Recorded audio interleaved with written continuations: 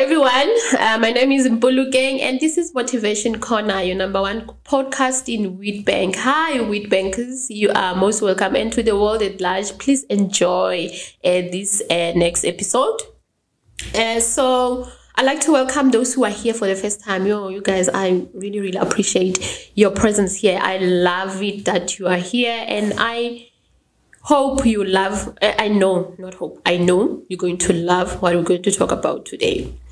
And while I eat, please like, comment, and subscribe, and most importantly, share this beautiful information with your loved ones and your family and your friends. So to the day ones, the people who've always been here, thank you so much for your constant support. Thank you so much. I would love to see your comments down below, and so that we can grow, so that we can be better than we were. Your criticism is very much welcome, because that's how one learns. Please say as much as you need, because that's the only way I'm open to learn. So that's the only way one can grow. So seeing that we are in the month of love, and which is February 2024, I thought, why? Because it's a month known for love, so why not talk about love? And this time we are directing this love to ourselves, and what a better way to learn about self-love. It's building our self-worth and confidence. So I've been sitting down thinking that if you feel worthy, if you're confident with yourself, it's easy to love you. I always tell people that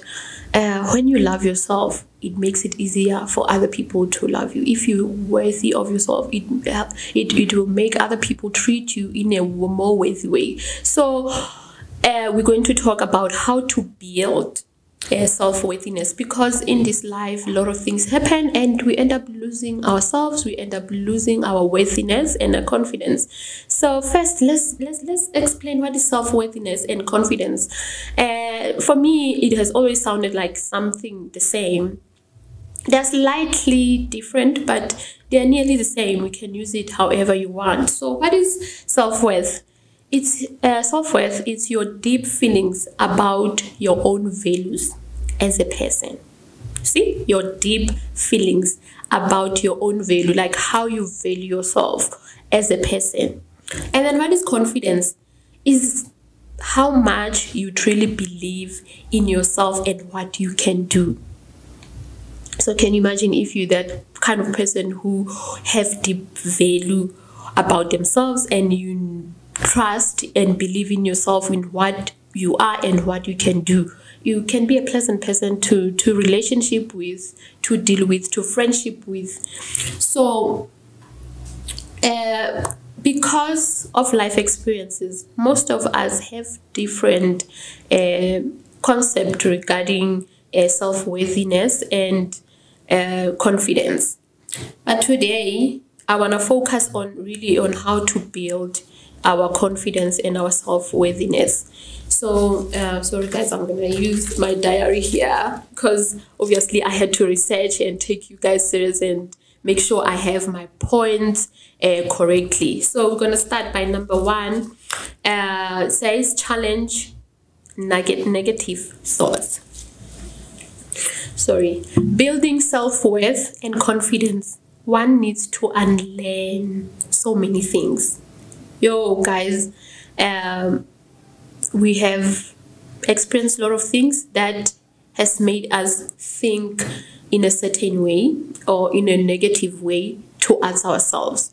So as you go on the journey of self-worth and confidence, you need to unlearn how you've been handling yourself, how you've been viewing yourself, how you trusted or believed in yourself.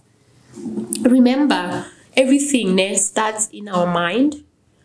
Who we are, even people on a lot of podcasts, they'll tell you, in order to manifest whatever you want in your life, you must first have a positive mindset and think positively. I remember listening to one of the podcasts saying your thoughts will give you the future that you want. So even in self-worthiness and confidence, we need to have a positive mindset. We need to have a positive thoughts. We need to unlearn all the things that we were told about ourselves. You remember growing up, because of the failures, maybe you failed at school, or you've been a curious child and which people deemed as being naughty, then a lot of negative things were said, that no, stop doing that, hey, sit down, do that, can't you are supposed to be curious. So you need to learn now to change your mind into that. You not being restless, you being restless means you are a curious person. It is okay to do it. So guys, we need to challenge our negative thoughts by changing our mindset, by thinking positively. And how do you think positively? It's the things that you consume, it's the things that you read, the things that you watch, the company that you keep. You cannot say you wanna change how you think and still spend a lot of time with people who are negative people. You can never. So you need to isolate yourself.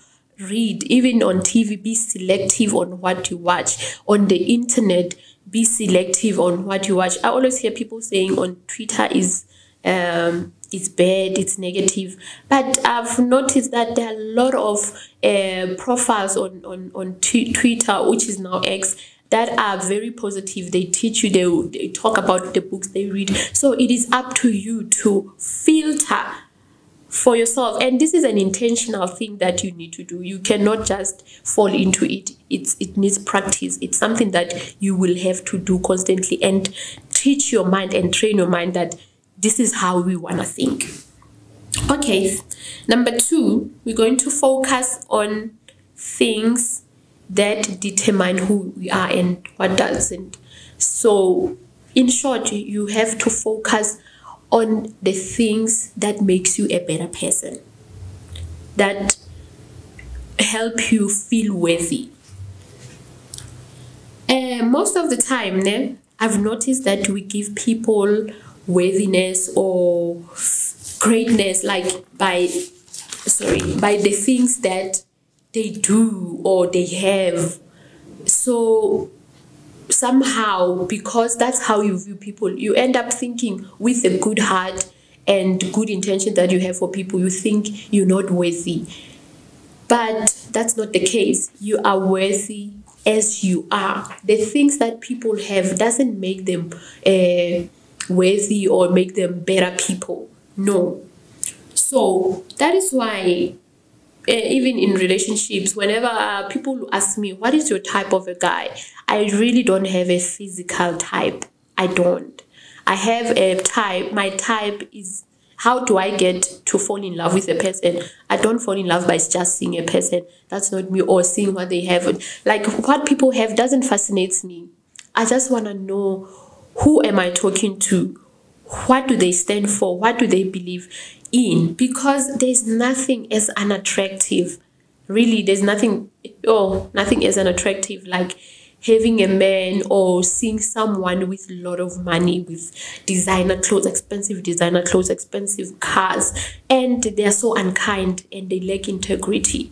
I remember, I don't know what I was listening or reading. I remember reading something that this guy who had a company, he chased away, or he dismissed or fired his CEO because he was cheating on his wife. And he was like, I can never trust a person like that, a person who's able to dishonor his own wife, whom he took vows with, and think they will do and honor me. There's no way I'm going to let that. So he does that because he knows his company's worth. He knows who he is. He wants to portray a better message out there.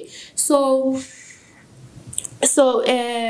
we really need to see our worthiness not on the things that we have. You need to check people on what and on who they are, how they make people. Are they kind? Check if are they kind, do they have integrity, do they respect people? Because there are really people, like a lot of things that rich people sometimes that are distasteful. So yeah, no, our own worthiness is determining is us looking at the things or focusing on the things that make us better, which is self-control, kindness, integrity, and all that. Focus on those things. Number 3, provide unconditional love, respect, and positive regard to yourself. Coming from different backgrounds and its traumas, we end up losing ourselves because emotional wounds and traumas sometimes affect how we see ourselves, how we love ourselves, how we love ourselves, how we regard ourselves. So coming from broken families, one tends to think they're unworthy because of how the things that were said to them, because of how they grew up, because of the things they saw. So it makes them feel like I'm unworthy of love or whatnot. So I'm here to say you can change all that. Like I said from the beginning, it starts from your mindset and also your surroundings. So you need to identify things that resonate with the kind of worthiness that you want, with the kind of confidence you want for your life. This is why most people, they never come back from their failures. Haven't you seen someone will be so hard on themselves for failing? It is because of their upbringing and what they were told when growing up. So I like to urge everybody, a parent, sister, siblings, that whenever your child do something wrong, it is up to us to build their confidence and showing them that everybody can fail and can make mistakes, but it is how you rise up after you have fallen or after you have made those mistakes. So we need to instill that from our young ones, from our friends, from our kids, from our nieces.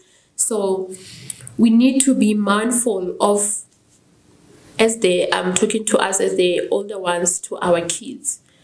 In order, remember how we raise them, how we talk to them. We help them to have positive regards to themselves. We'll help them to love themselves. We'll help them be mindful of themselves. So I'm here to urge us that if we want to breed or grow a nation that is positive, it is up to us as parents and as everybody to be mindful of the things and of the words that we say to them. Number 4, do the things that you enjoy and the things that you're good at. There's nothing that can build your confidence than doing the things that you love and the things that you excel in.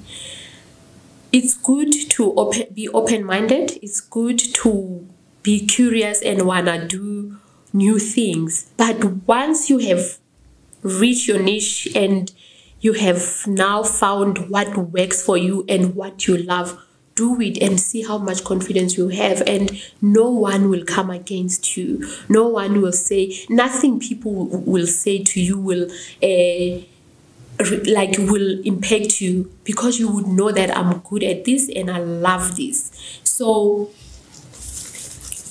let us do the things that I can say a lot on this point, but it explains itself. Do the things that you are good at and do the things that you love.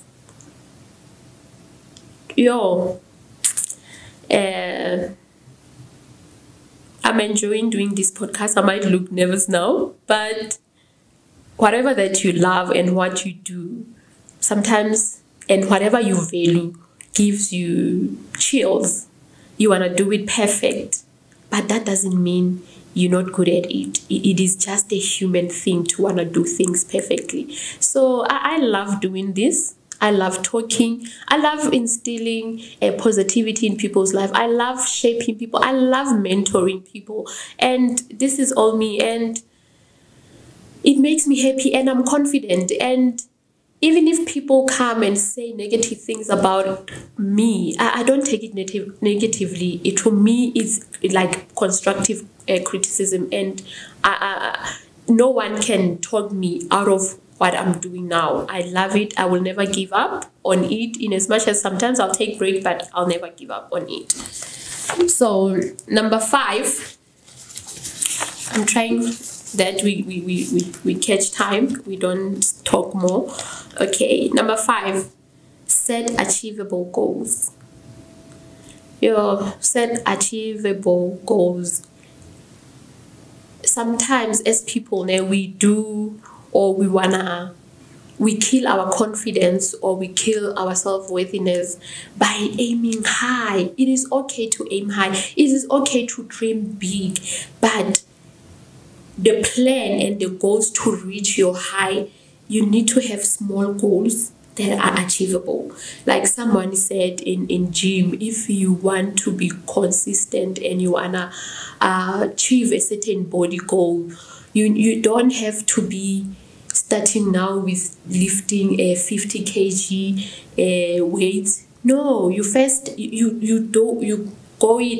go about it gradually. You first have to start by getting your body fit enough to can exercise, to can be able, like, build your core, build your feet, your strength, your leg strength, so that it can carry you and help you carry the weights that you want. But do things that are achievable. And someone once said, make your goals weekly, even if it's hourly. Do them that way because it's achievable. And once you combine all the things that you have achieved weekly or hourly or monthly, then you will end up having the biggest achievements. So I'm here to say set achievable goals, because if you set those high goals and they are unachievable, obviously it's going to kill your self-confidence. That is going to kill your self-confidence because you feel like a failure. And we know that feeling like failing all the time does make one feel like lose their self-confidence. So I say start small up until you can go bigger. Yeah. Number 5, get moving, which is be physical. Moving your body, exercising releases endorphins. And when endorphins are happy hormones. And when you are happy, you have confidence. You feel worthy. So invest in your exercises, in your fitness. And I'm not saying people must join gym. No, once every day, take walks, take jogs, walk around your complexes, or walk around even at work, so if you are happy, you are a happy person, and it makes you to be easy to deal with. It makes you to be lovable as well. So in order to build your confidence, haven't you seen people who exercise, guys? People who are healthy and who are eating healthy, they are very confident and they know their worth. And so in order to build your self-worthiness, get to the gym, get walking, run if you enjoy running, but get busy, get moving, let your body do something. So that's all I can say about get moving. It explains itself that you need to get moving, exercise, lift your legs, don't just sit around, because I've realized that when you are not exercising, when you are just allowing your body to consume food without helping it to take it out, you become depressed. We know people who don't exercise the most, they are depressed because your body, to be happy, needs you to exercise. To release happy hormones, you just need to exercise. Anyhow, as long as it's exercise, even if it's dancing, you need to do that for yourself. And number 7, which is my favorite and the last point, do journaling and meditation. I'm a big fan of journaling. Everybody that knows me in my previous videos, I've spoken about journaling. I learned about this important trait when I was in hospital, psychiatric hospital for anxiety disorder. I learned when the psychologist suggested that every morning we write a page about our days, whatever that comes to mind. And ever since that day, I've never looked back, because let's say, okay, I can never like be perfect at it. There are days where I forget, not really forget, sometimes you wake up very late, you now rush to work, you don't have time to do that. I can feel if I have 2 days without journaling or meditating or like having time to myself, I can feel it weighing down on me. I can feel it like I feel heaviness, because journaling is the same as decluttering. Remember, every day of our lives, everything happens. Imagine a day in your life, when you wake up till when you go to sleep. There's a lot happening that day, good, bad, stressful, all you mention it. So the same way we clean our houses, if they've been a mess, and for it to have that breeze of fresh air, we need to put things where they belong. So I always say our bodies are the same as our houses, our minds are the same as our houses. We need to constantly declutter. Even haven't you noticed also, even when you haven't bathed, you feel a little bit down, but after bathing you feel like I can do something. It's the same as the mind.